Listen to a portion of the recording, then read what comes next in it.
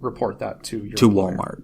Oh, interesting. Okay, and that is the normal truth. Right. Now, the only exceptions to that, though, there are new situations where Starbucks and some other companies are so big, they are becoming their own insurance. Like, they are not hiring a Blue Cross. They're just doing it themselves. Right. And so that's interesting. But I believe that even in those situations, they have to kind of create a third party. There has to be a wall of separation. And so your employer really can't ask those questions. But there are examples of times when they can. Like if you're a military person. You know, so like we have an Air Force base out here in Las Vegas, Nellis. And I've had situations where I've had Air Force, personnel who have come to my office and said, hey man, I want to meet with you. I need to work on some stuff. I have high level secret clearances, right? And they can't know that I'm doing therapy. Like it could be problematic for my career. So I'm actually needing you to not bill my insurance. I'm just going to pay out of pocket. And they'll do that as an extra line of like privacy to make sure that their insurance, TRICARE, doesn't even know because they don't trust the Air Force to not meddle in that information or to find out and use it against them. So I get it though, that's like a government employee though, right? Like that's a unique situation about national security. Yeah, it's a unique situation. But I mean, this is something that everybody should consider because the last thing that we need to do right now is to make it more difficult for people to seek help. So what do you think? Do you think Kevin Love's information, how ought it be handled? I think mental health should be kept completely separate. But aren't you conceding that it's not the equal of physical health if you say that there's different rules for it? Yeah. In this situation, yes, I would. And it's difficult to say that because we fought so hard for mental health parity. Right. Right. So equal treatment for mental health as same for physical health. However, I don't know, because then I would say, well, he's hired into a position for his physical effort. Right. Well, but mental effort's part of that too. I think it is. Mental confidence, mental ability is a huge part of your performance. But then where do you draw the line? Like if his grandmother who raised him passed away, but it was not something that people knew about, because he hasn't seen her in 10 years and then she passes away and now it affects his ability to play. Does he have to report that? Do we have to indicate that he's in grieving? And are we going to have therapists on ESPN who are like, okay, so this is how the 7 stages of grief works. I predict Kevin Love's at 3. I mean, I kind of want that job. So I'm kind of for this because I think it'll open up some employment opportunities. Guys like you and I could be on the news, man. We could be really important.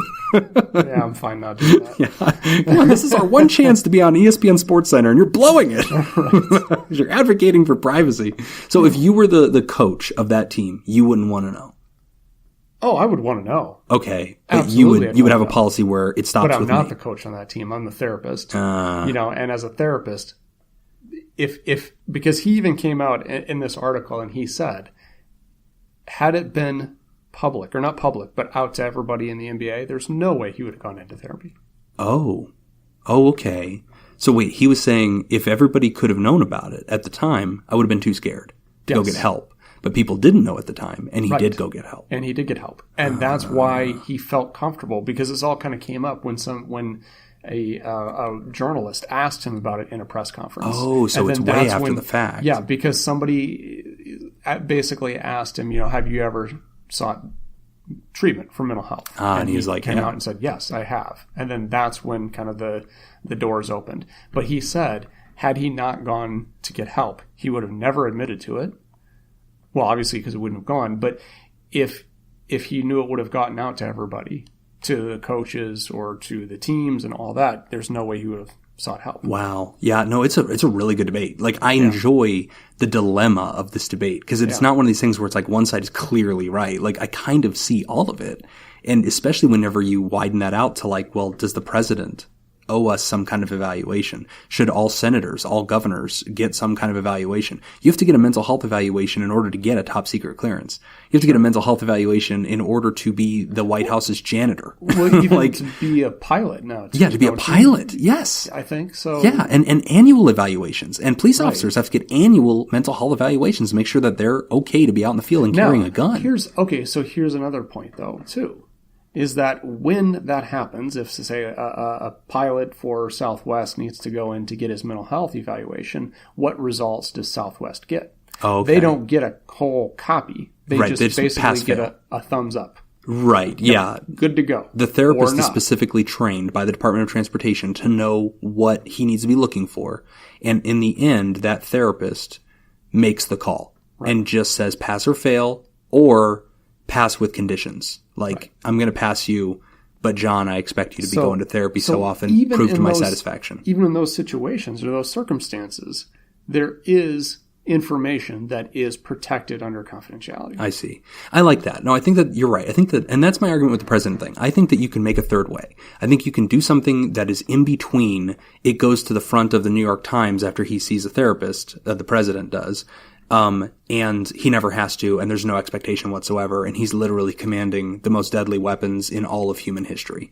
Like, that's problematic, right? So I think that, like, an independent commission, there's the middle ground here where they're nonpartisan. It's an independent commission of, like, 10 therapists from different disciplines. They all do one day of roundtable with him, and they pass-fail. You know, like, hey, the president's mental status is sound. He is clear for duty.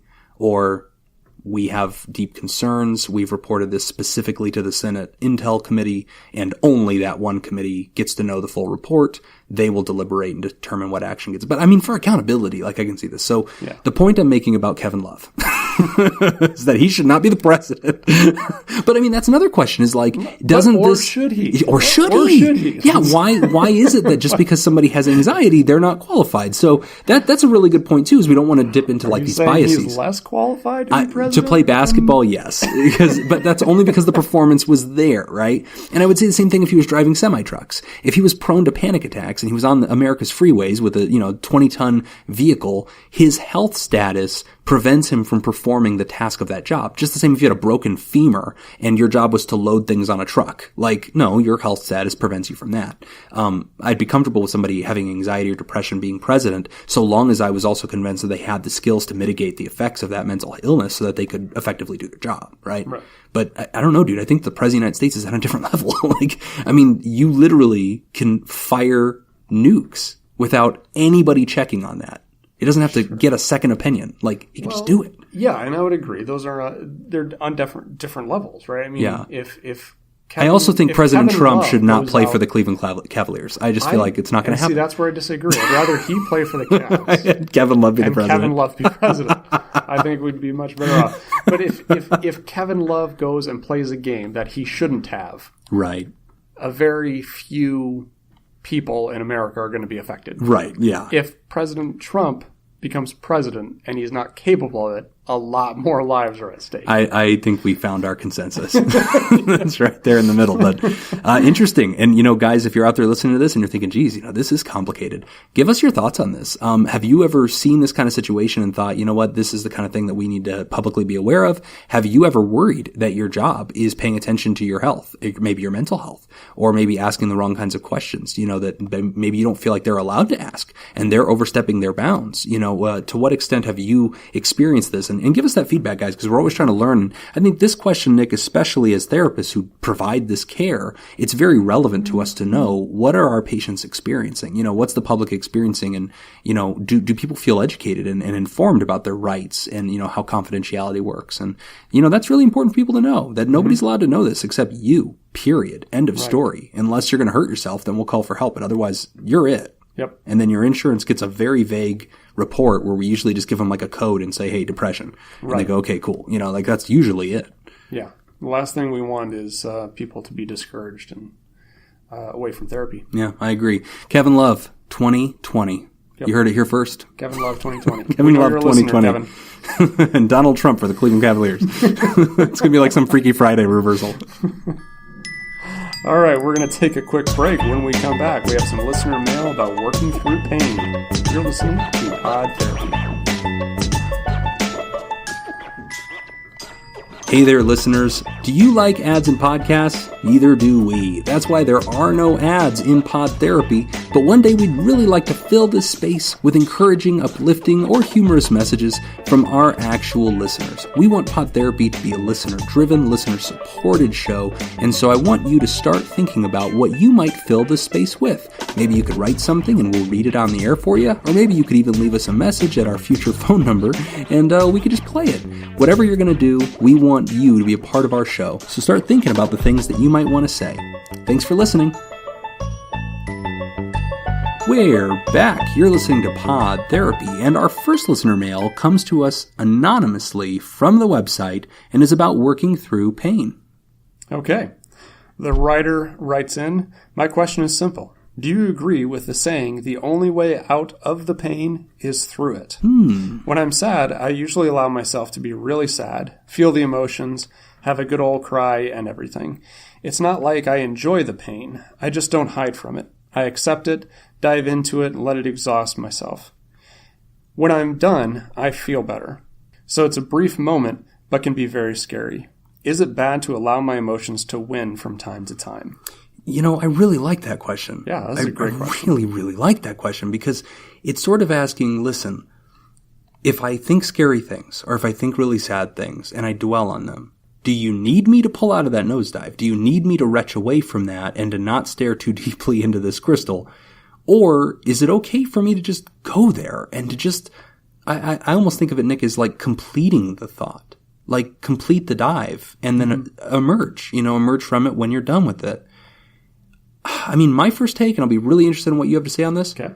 I'm kind of comfortable with that. I mean, I'm comfortable. Even if somebody says, listen, I fantasize about suicide, I get to a really dark place, I take it all the way to imagining my own funeral and imagining people saying their goodbyes to me, and I just sort of meditate on that and reflect on that. I feel extremely sad, I cry through it, and then I get a bag of Fritos, and I drink a cup of water. And I eventually get through this, and I do this like once a month, and it's just something I do, and it doesn't cause a clinically significant amount of distress. I'm not going to hurt myself. I do not have a plan, but I'm present in the sadness, and I dive to its completion. I dive to the bottom of the pool. I touch the bottom.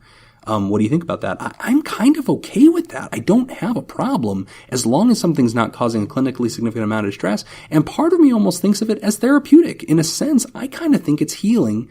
But I also realize we're flirting with potentially some dangerous stuff. What's your take on that? Well, my take on it, I think if we're talking suicidality or anything lethal like that, I kind of pull back a little bit. Right, think, okay, yeah. Well, maybe this is where we need to get some professional help involved. Right. I don't want you doing it alone. Right. I want you talking to somebody about it. Let them be the judge. For the most part, let's take lethality out of this. If we remove suicide ideations, and that's not part of what we're talking about, I am 100% for this. This falls in line perfectly with my philosophy, which is don't run from it. Double down. Okay. Go into it. Because this is what it's the discomfort that drives people into unhealthy behaviors, which is I get outside my comfort zone. So I don't know what to do. I don't know how to react. I have to find something quick. I have to find some way to soothe this and to work through it. Run from it. Right. Which ultimately just pushes you back into your comfort zone. We don't grow in our comfort zone. We grow by pushing ourselves outside of our comfort zone. And there's a therapist who was kind of my mentor when I was younger, and she would kind of say the same thing, like just embrace it. Just sit in it. Sit in it. Allow yourself to be uncomfortable.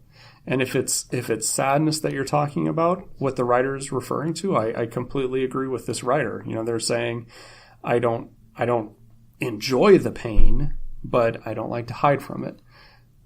It's to get into that moment where you can just sit in it and know, I'm going to be okay. Right. I'm going to survive this. And it's one of the things that sometimes people will do with anxiety, right? Where they feel they've got tremendous amounts of anxiety and they feel like they have to act and they feel like they have to do something. But anxiety has never killed anybody. Right. No one has ever died from anxiety. Right. You can sit and you can be anxious at an 11 on a scale from 1 to 10, and you can do that for years. Right. I mean, you will not you die. Don't want to. It will suck. It will be incredibly uncomfortable, but you're going to be okay. So I think that's a really important message for people to understand. Like with the sadness, with the anxiety, it's perfectly fine to just sit and feel it. Because what the other thing that does that I think is beneficial is it removes the fear out of it. Yeah. When we start talking about like anxiety, the biggest part of anxiety is the anxiety about having anxiety. Yes. Right? And if you just sit in it and you realize, okay, this isn't comfortable. Right. But I'm okay. Now we're removing the fear element involved in it. So, what's interesting about that too is you just said something that reminded me of a technique. So in solution-focused brief therapy, there's a technique called a paradoxical injunction. And that's really exciting. But the basic way we're talking about it is blowing up the symptom. So blowing up the symptom is whenever, I remember I had this once. I had a guy who was experiencing anxiety.